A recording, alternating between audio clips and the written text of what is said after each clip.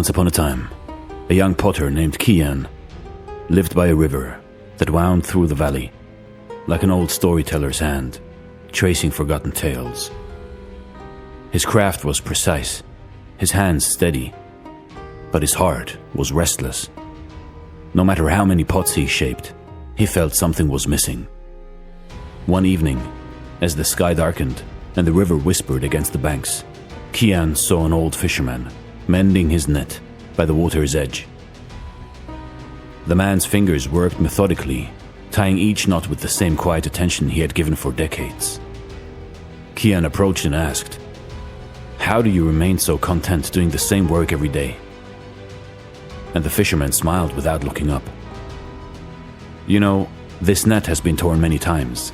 If I focused only on the holes, I'd think it was useless. But I see the whole, so it serves me." Kian frowned. "But isn't that just ignoring the flaws?"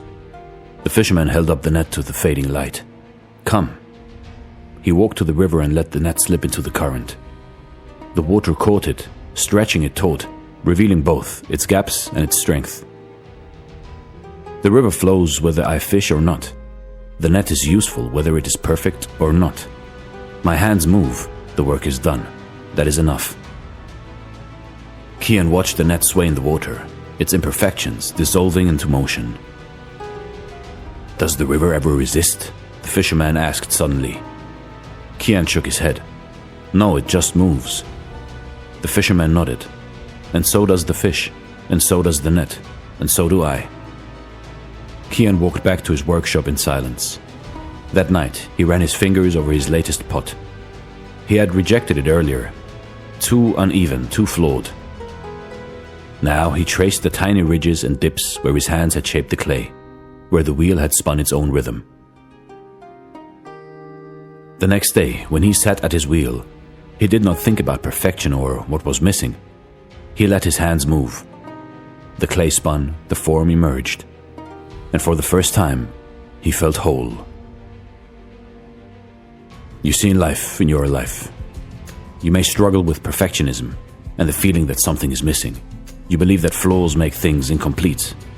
The fisherman, on the other hand, understands that imperfection are part of the whole, whether in a fishing net, a river, or life itself.